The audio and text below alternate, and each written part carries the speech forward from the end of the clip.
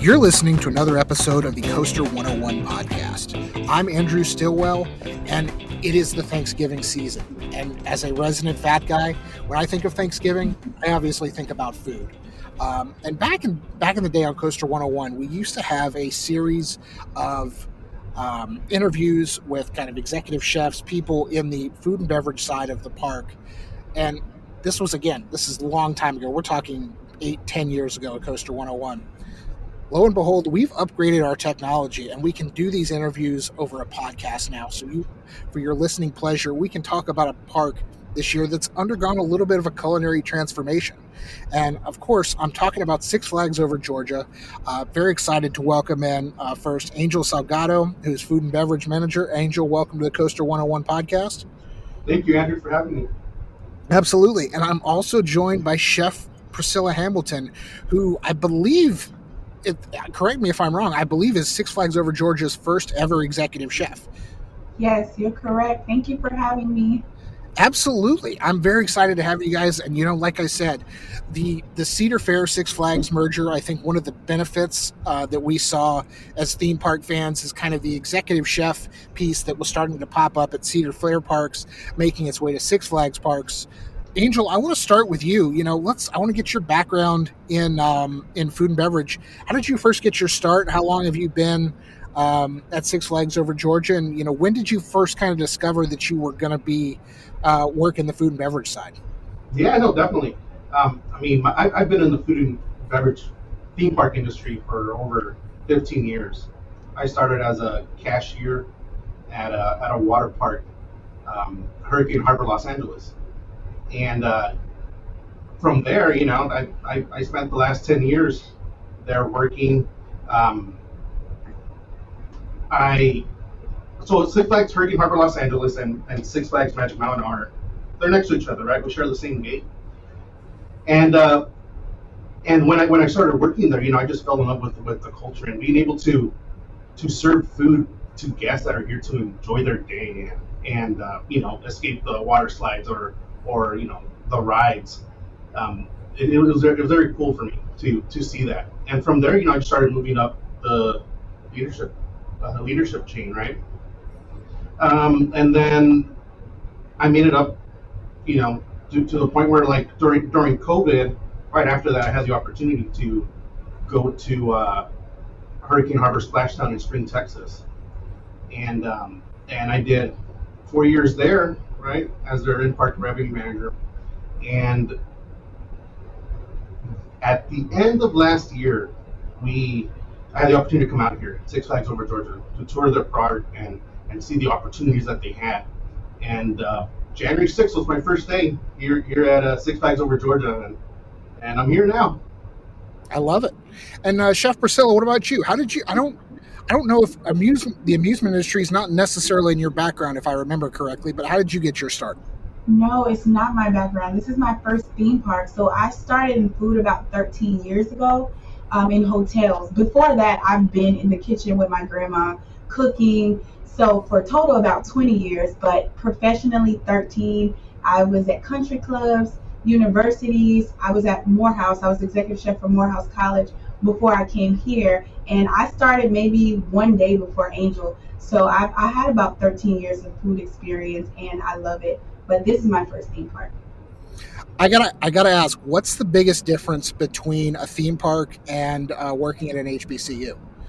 The biggest difference is the guest.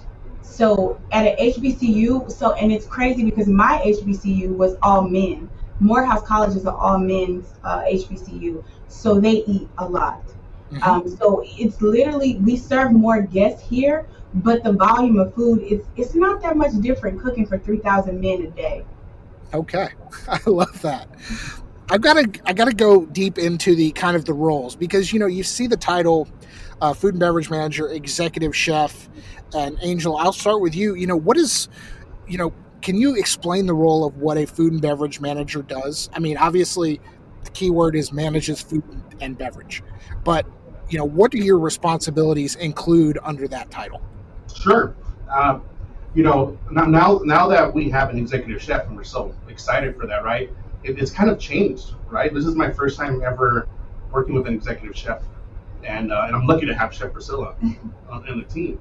So I oversee the day-to-day operation of the park, and essentially whatever the food vision is at the current state is to ensure that the food and beverage team can execute it. Whatever Chef Priscilla has decided is our flavor profile, and how the ending product is how do we train our team to replicate that and then serve it to our amazing guests. So that's just a little bit. That's very simplified, right? And then supporting the leaders as well with all the tools and resources for them to succeed and be able to elevate our experience. Yeah, and about how many people are on the F&B staff total? I mean, I know you guys have so many dining locations. I'm sure there's an exact number that you're getting ready to give me, because I'm, if I was good at my job, I would ask that question. But how many people do you have kind of managing the food and beverage operations and overseeing the food and beverage operations, serving, cashiers, things like that? How many do you have park-wide at Six Flags Over Georgia? Sure. I mean, it varies, right, based on our season peaks. And we have anywhere between 50 to 70 leaders and over 400 employees that are doing it. Now, that doesn't mean they're all here at the same date, right? Right. But yes, that's to give you guys a little number. That's how many people it takes to manage this division. Perfect. And how many in-park dining outlets are we talking here? Oh, right now we're at 39 outlets. So, and within those 39, there's 7 bars, 5 refresh locations. It's all there. It's all there. It's all wrapped. It's all wrapped in one. Holy cow, that's amazing. And Chef Priscilla, is an executive chef. Again, people see that title and you're like, executive chef. That is super cool. Right. Angel was talking about, building your flavor profiles, but, your role as an executive chef, are you coming up with new menu items? Are you working on, this dish is best served with this sauce, things like that? What does an executive chef do? So executive chef here at Six Flags Theme Park is basically coming up with new recipes, new menu items. But me and Angel's jobs work hand in hand. Like he said, if I see something that is super cool, or I want to try, or I want to do, he's thinking about, can we execute this? Can our guests, get this in a timely manner? So I basically am able to be creative and basically worry about the food quality and the sanitation of all of our locations. Okay. I love it. Now, I mean, I'm sure I'm going to get to this later, but you've been in the chair for just about a year so far. Is there a favorite menu item that you've kind of ideated to put on a menu, or went from ideation to actually on a menu? Do you have a favorite? Is that like picking a favorite child? It kind of is, because all of them are special since I got here and got to do a lot, be creative and do a lot. But I can say at Firehouse Barbecue, which is my favorite location, but my favorite item from there is our brisket. Okay. Are we smoking the brisket overnight? What's the process? We are smoking our brisket for 14 hours overnight. We're brining it. We make our own rub here. We don't just buy it. We make our own rub and we brine it, and then we smoke it for 14 hours. So that's why it's so special, and it tastes really good. I love it. I mean, Atlanta, you think you're in the South, like you got to have your own rub. You got to do it the right way. Right. And to add a little bit more color to that, for sure. When you mentioned earlier, how are our roles? It's a blend, almost, right? Like we work day in, day out together, and we bounce ideas off each other. The brisket, for example, when we started doing the research and development, we had to break it down to like the science of what blend do we do, right? How is this going to impact our guests? What kind of equipment do we need to ensure that the quality continues till the end of when our guests receive it, right? So there's all these ideas that we have, and then it's having those conversations and working it out and seeing, what tools do we need, what support structures do we need to have in place to make sure our team can execute it. So you mentioned the phrase research and development, which is not something I've really thought about when it goes into, coming up with a theme park menu, coming up with menu items, new things to try. Are there positions available on the research and development team, like taste tester? I'm joking. I hold that position right now, and then I'm very happy for it. But hey, you're always welcome to come and try our food. But it's very special because part of the research and development program and the way the process works is, chef may have one idea of how the end product is, and as we start having a discussion around the food and we start testing it and we start beginning those tweaks, at the end product may be completely different, right? And so, but it's so cool seeing all that from the beginning to an idea to getting it to the end, all that work and all those, feedback and once seeing a guest leave with it and actually enjoying it from the beginning to the end. Yeah. Exactly. Okay. Very cool. And you mentioned the 400 associates that you guys kind of oversee an umbrella over. I'm going to use umbrella as a word, even though nobody can see that I'm talking with my hands, but I'm drawing an umbrella with my hands. What makes a really good food and beverage associate, and Angel, I know you got your start kind of as a cashier all those years ago. What are some reasons why somebody would enjoy working in food and beverage in the amusement park space? I'll answer your first question, the what makes a good food and beverage associate, and that's a question that we've asked each other before in the past, right? And it comes down to the amount of training and investment we put into them, right? In the theme park industry, it's not uncommon that a lot of our first time employees, this is their first jobs, right? So it's how do we communicate the end goal, right? Give them the tools so they can apply and succeed, set up the processes, and then they can execute, right? And as we're seeing, as the more investment we put into our employees, the better the experience for our guests are. Right. Okay. And now there's traits, right? There's things that we cannot teach. Right. Whether it's, they have to have the right attitude, service mindset, right? Yeah. But aside from that, we'll teach you everything. We'll set you up. You get it on the ground floor. You start at Six Flags, work your way up. Maybe it's one day Michelin star restaurant. Maybe one day it's, serving 3,000 people at an HBCU and then coming back to a theme park. Like, 100%. I love that. A staff that size, specifically for the two of you, who you get to interact with so many different personalities and kind of oversee, again, all of these people, these 39 outlets. What are the challenges for you and, maybe rewards of overseeing a staff that large? And Chef Priscilla, I'll start with you. I don't want to take away from Angel. I feel like he's been talking maybe a little bit right now, but Chef Priscilla, what do you think there? You said the challenges we have? Yeah, the challenges or the most rewarding part about kind of overseeing a staff that large. So rewarding part, I'll start with that one first, is actually from even when we were talking about our recipes and development. So once we figure all that out and training staff to actually execute that, and then they're training somebody else and actually seeing it be executed properly, that's really rewarding. We have so many staff, we train so many people, and actually seeing something that we created being executed properly by people that we're training, that is really rewarding. A challenge, I would say, especially for me on being a chef, is once I'm creating a recipe, and I've came from working in fine dining, country clubs, universities, making my recipes not too complicated, but still amazing at the same time, because I'm training these recipes to younger staff, Mm-hmm.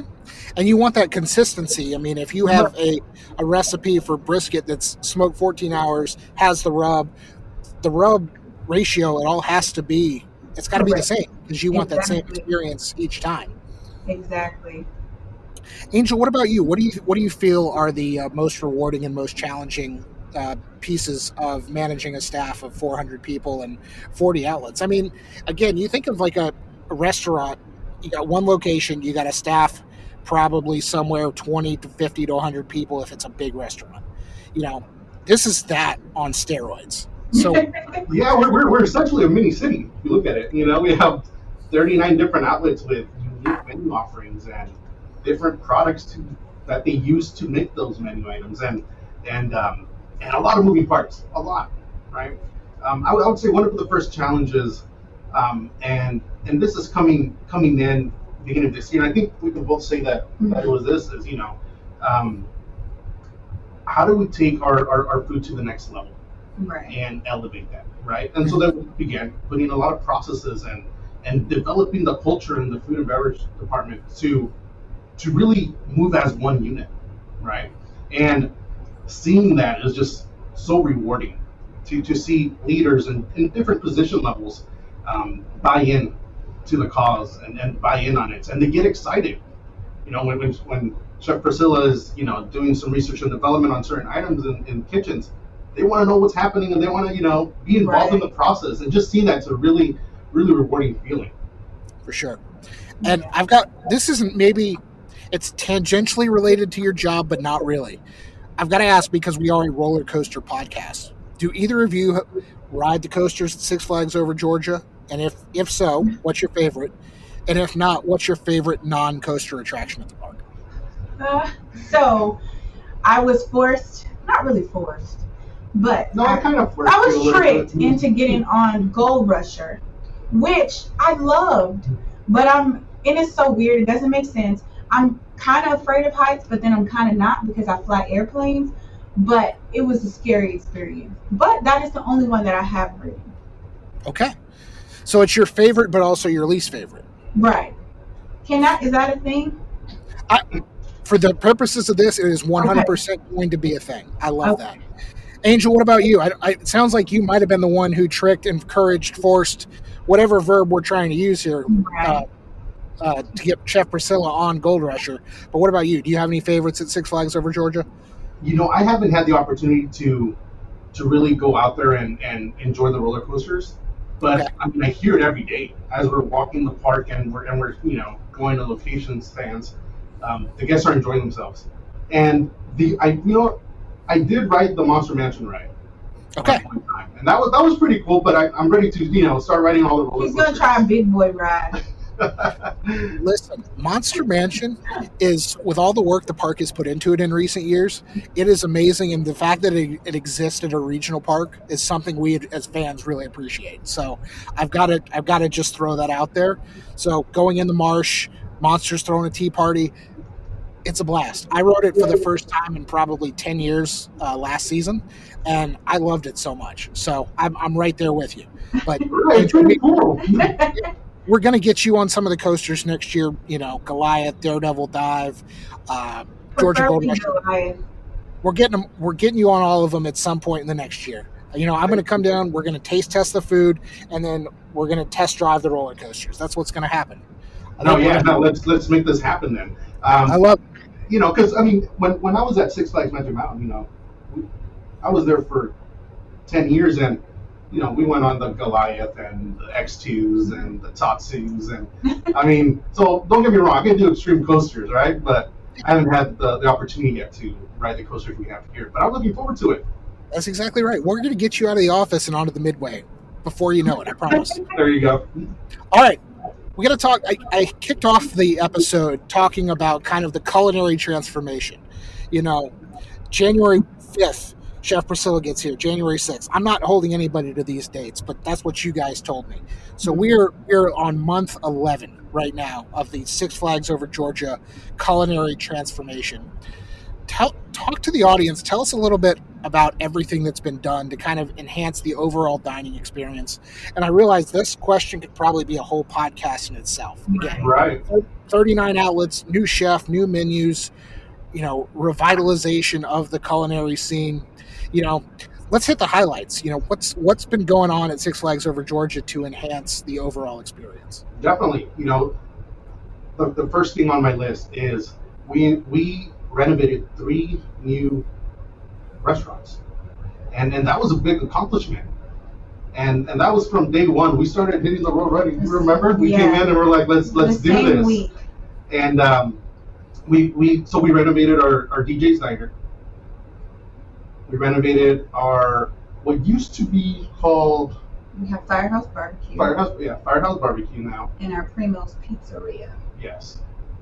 So those things were very exciting, especially on both of our parts, renovating so we can get our guests through the lines faster, and then like we were just talking about, all our research and development with our food to make the quality of it better for our guests. That was really big to us and special to us this season.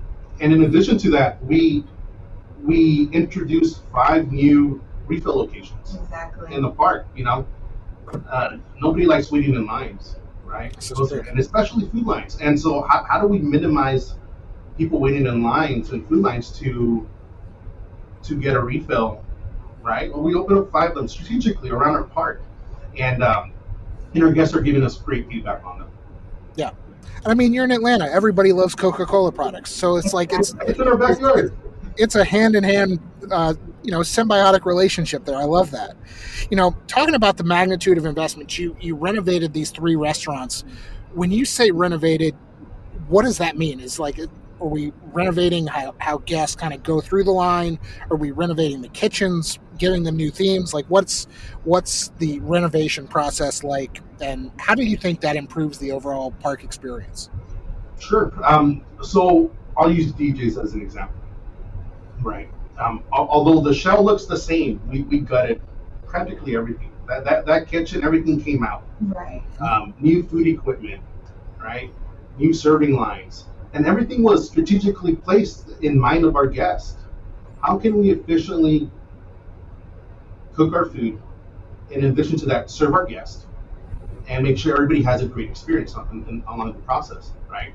So we redesigned this. We partnered up with our corporate food and beverage team, and the designs of the locations. We had feedback with that, and how we can influence and really just make it a better experience for everybody. Okay. And then the menus for these locations. When a lot of people think of amusement park, theme park food, you've got your big 4: chicken fingers, hamburgers, hot dogs, pizza. Right. These menus, nowadays they're a lot more, complex than that. Right. What goes into selecting a menu for each location? Obviously, you've got a theme. So at Firehouse Barbecue, it's going to be presumably brisket, pulled pork, barbecue staples, maybe some regional dependency there. But, what goes into, if you're going to create the menu for a diner, how do you elevate the traditional theme park Six Flags dining experience that, people know the burgers, burgers, chicken fingers, hot dogs, pizza? How do you decide to, elevate these staples and then add some, new flavor, new flair to the menus? So when we created our menu, it was based off the normal diner menu, but it wasn't just about the menu. It was about the products we use, the burger meat we use, how we brine our chicken, how we present it to our guests. We are using fresh ingredients. We're not using anything frozen or anything in DJs. Everything is fresh. So that was a big deal to us. So our guests can know that we're changing, we're elevating everything that we do.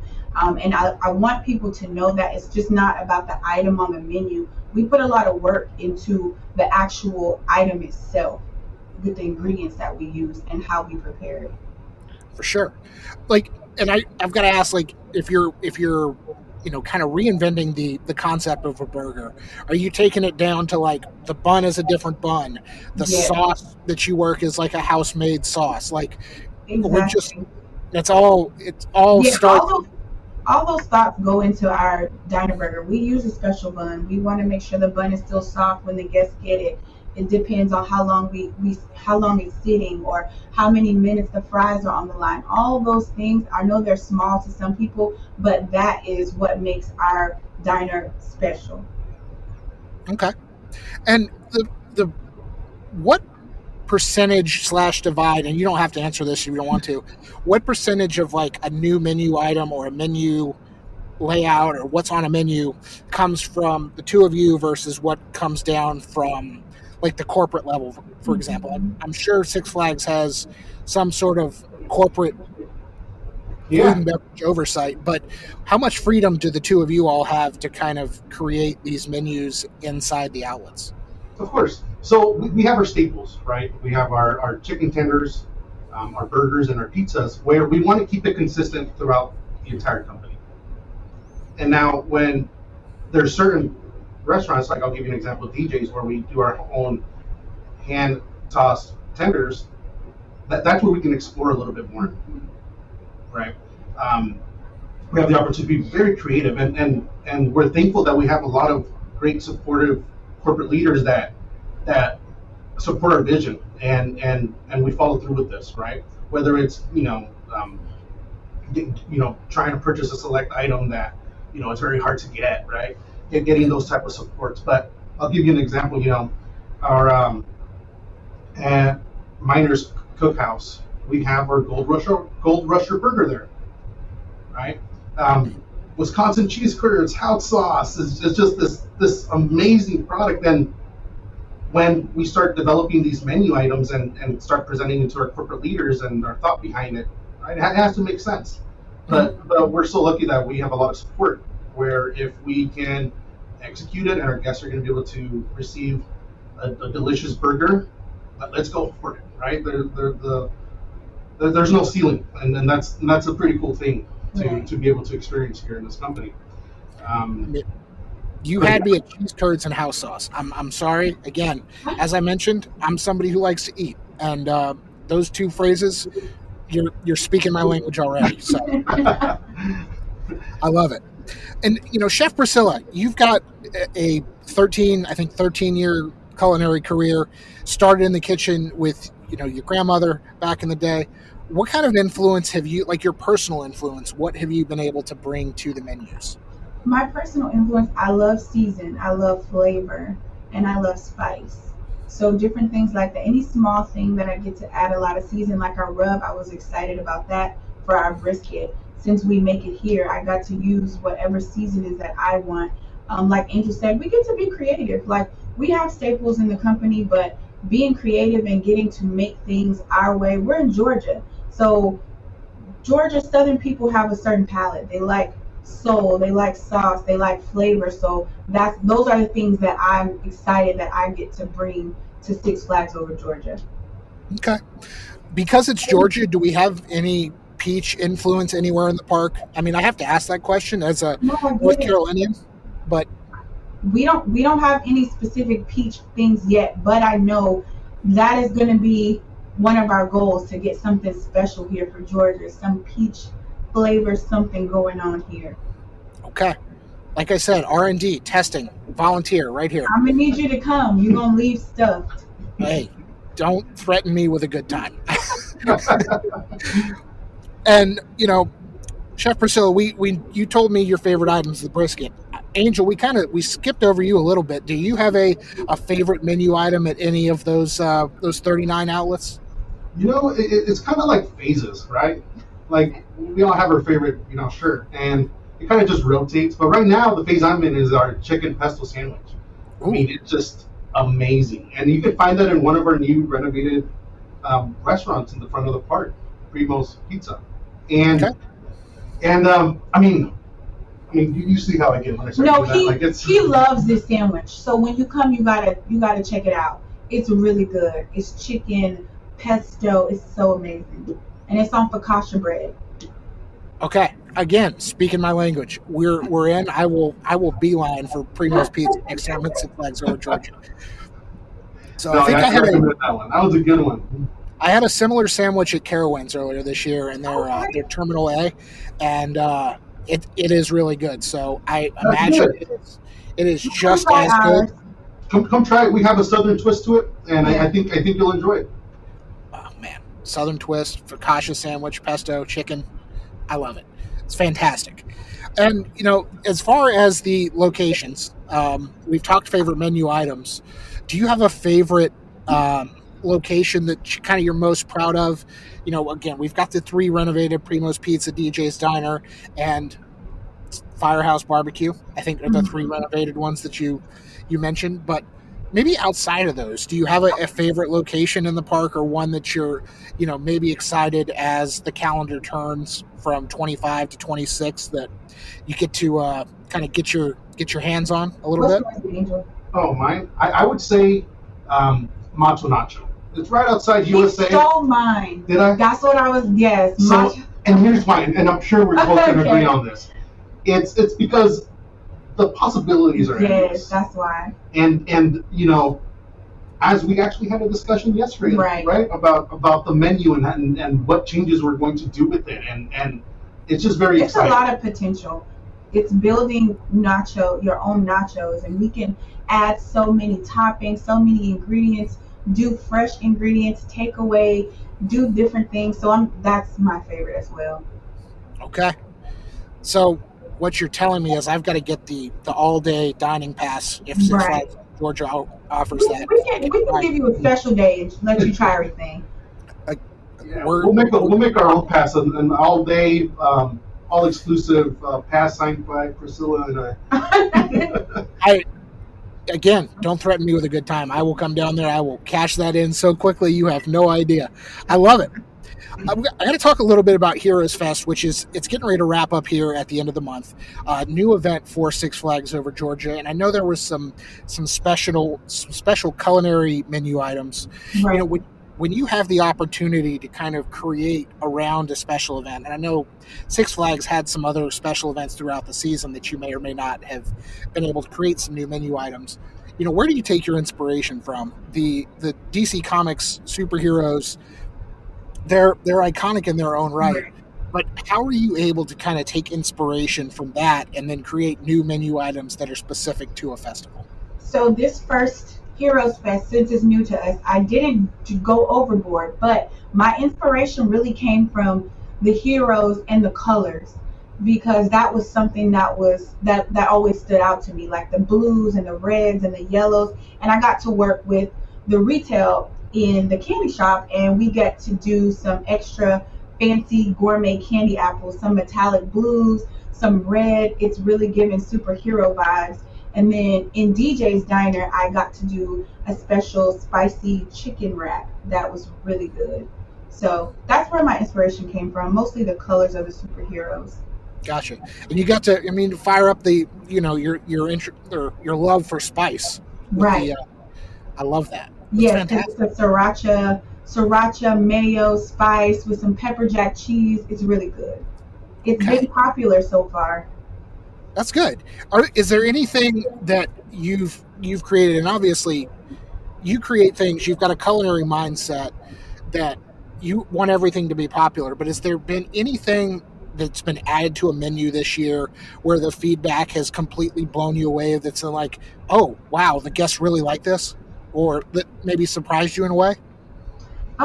Well, it's crazy that you say that, because the chicken wrap, because I didn't feel that it was too over the top. Like I said, this was our first Heroes Fest, so I kept it simple, but I still wanted to do something good. And I'm like, well, it's just chicken wrap and make it a little spicy, make some layers to it. But the guests really like it a lot, so I was surprised about it.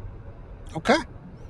Angel, what about you? Any surprises that have happened, kind of popped up through the season where you're just like, huh, that's crazy? Yeah, definitely. We added a lot of cool things that our guests enjoy. And when I see our guests, we're talking about the guest that comes often, and they can notice that we have fresh chips at Macho Nacho now, right? They pick up on these and they talk, and they're not afraid to stop us in the midway and say, I noticed what you guys did with this. I like the direction it's heading. Right. And that's just very exciting and motivating. The chicken pesto sandwich did very well. Right. Okay. And that's why it's currently right now my favorite right now. I just enjoy it a lot. And our Gold Rusher burger as well. As we start theming the food into the areas where it's at, we're seeing a lot of success. Right. Very cool. And you mentioned, guests stopping you in the midway. How often does that actually happen? You see somebody in a white chef's coat or a name tag that says F&B manager. How often are guests stopping the two of you in the park and being like, I really love this, or hey, I have some, not criticism, I have some feedback about this. How often are you kind of receiving that guest feedback, and how easy is it for a park at that point to kind of act on said feedback? Yeah, I mean, it happens daily. Yeah. I can tell you that, right? We'll be walking, and at times they want to take a picture with you, right? And I'm like, Right, yeah. I'm just awkwardly on the side or taking the picture, right? But it happens often, and we truly do listen, right? Our guests are invested in the food, and they care what we are serving, and they're not polite. They will give us raw feedback, and we appreciate that. Our goal is to grow. We listen. And also, that's not the only way guests give us feedback. They do surveys as well, which we read every single one of them, and we take in that feedback, right? And there's times too when we talk about with guests, and we have our regulars, is what we call them, and we say, hey, we tried this new, go check it out, and give us our feedback. And they do. They do, and they're excited for it. They do, and it's really helpful to see, like Angel said, the small things that we do. They pay attention, they notice what we change. Then to see the surveys, good or bad, to know what can we work on and what can we fix, what do they like. So it's very helpful, and I love taking pictures. Hey, Yeah. I mean, Chef Priscilla, I've seen you kind of pop up on the park social media here and there. I mean, you're great in front of a camera. I'm going to be honest with you. So, killing it. Yeah, I really love it. I love seeing the guests. I mean, these are the people who bring us business, who try our food, who are invested in what we do. So I love talking to them. I love taking pictures. I love being on social media so they can see what we have going on. I love it. Yeah. And let's talk a little bit. We've got end of the year's coming up. The Six Flags over Georgia's closing for the season in December. Going to open up next spring. I don't think an opening date's been announced yet, but sometime in the spring. What are some of the long-term goals you've got for the food and beverage team, the dining outlets, the menus? Is there anything you can tell us now that we can maybe expect in the first part of the 2026 season? That's a really great question, and without revealing a lot of details, right? Our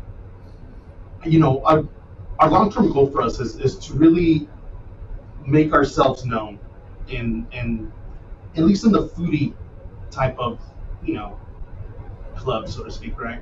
Mm-hmm. We want to be known. Our goal is to serve our guests great food, and they talk about it. Right. So instead of, hey, I'm going to Six Flags over Georgia, make sure you ride Mindbender, it's, I'm going to Six Flags over Georgia, make sure you try this food at this spot. Right. You can only get it here.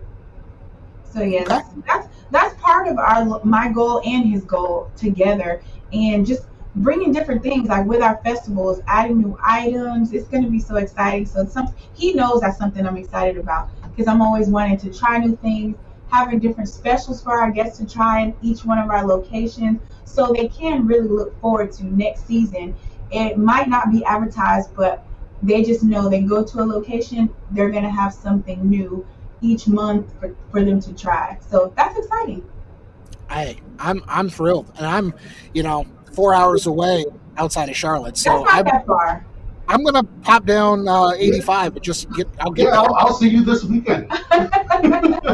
Maybe not this weekend, but next season for sure. I love it. Before we wrap this up, I want to kind of get your takes as food and beverage professionals, insiders in the realm of food and beverage. Do you have any Six Flags over Georgia specific food and beverage tips? Like, like I mentioned earlier, the best idea is get the all day dining plan, try some of everything, because it's all very good. But do you have a specific trick or tip that we can offer our audience? Trick or tip? I mean, no. Okay, my tip for them would be try something new every time, because people get comfortable with what they know and what they like. We're gonna have a lot of new stuff going on. Try something new every time you come, and give us feedback. That's a tip that I have. Okay. What's your tip? I was heading a different direction. Oh. I was more like, because there's guests that first time visiting us, right, that may not know we have a second funnel cake location in the back of the parking lot area. True. right? I'm like, go check out Hometown Funnel Cakes. In addition to our bars, that's one thing that we're also trying to elevate is our bar experience. And we have a bar called Along the Rails that's kind of hidden behind our train tracks where our train travels from, right? So little cool things like that where the locals may know, but the guests that are coming to their first time here at the park may not know. But yeah, come check us out. Okay, and I know there is a serious subsection, cross section of theme park fans who also enjoy an elevated bar experience. And because you said that, Angel, I've got to ask, what are some goals for elevating the in-park bar experience?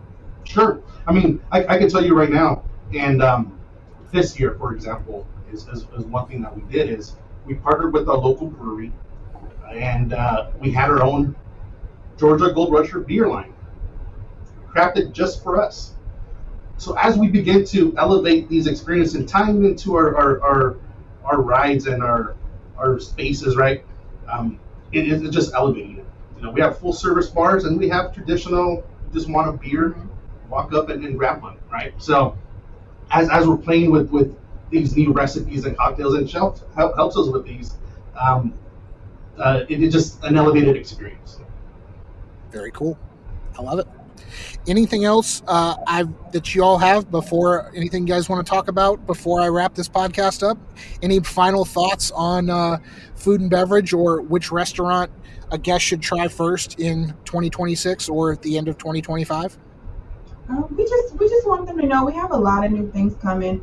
I'm not going to change my mind. They need to go to Firehouse. That's my favorite place. But also, like I said, give every location a chance. Give us your feedback and let us know, Hey, I love it. Just like Six Flags Over Georgia, we're also open to feedback on the Coaster 101 podcast. So we love those 5-star reviews on iTunes, Spotify. I think it's iTunes that allows you to write reviews, but good reviews wherever you get us. And, the better reviews we get, we continue to bring on great guests like Angel and Chef Priscilla. So as long as you keep the reviews coming, the podcast will continue. So, as you keep the reviews coming for Six Flags Over Georgia's dining outlets, the better the food will continue to improve. Like, it's a win-win. Feedback helps. Just do that, folks. But if you're, listening, make sure you also visit us at coaster101.com. You can visit Six Flags website, sixflags.com/overgeorgia, I believe is the website. You can find out all 39 of those dining outlets and where those 5 refill stations are within the park. Six Flags Over Georgia, also on social media. Search for Six Flags Over Georgia because I'm not sure of the exact title, but I think it's at Six Flags Over GA on one account and a couple others. But find Six Flags Over Georgia anywhere you can find Coaster 101 on social media. Last but not least, we are selling a calendar this year that is benefiting a Kid Again. 100% of the proceeds go to Kid Again. And believe it or not, we've actually got a Six Flags Over Georgia roller coaster, Chef Priscilla's favorite, the Gold Rusher, on the cover of the calendar. And we're donating 100% of those proceeds to a Kid Again. Limited numbers available. C101.me/26 calendar. And also c101.co/merch will take you to our merch site that has, theme park inspired Coaster 101 merch. It's great for the holidays. We're in the holiday shopping season. We're at Thanksgiving. Like, it's time to start shopping. Calendars, Coaster 101 merch. Anyway, need I say more? That's after you get your Six Flags Over Georgia season pass. Right. Exactly. Perfect. And a quick shout out to Justin Mabry of JM Entertainment for our theme music. But that's going to do it for this week's show, and we will talk to you again soon. See ya.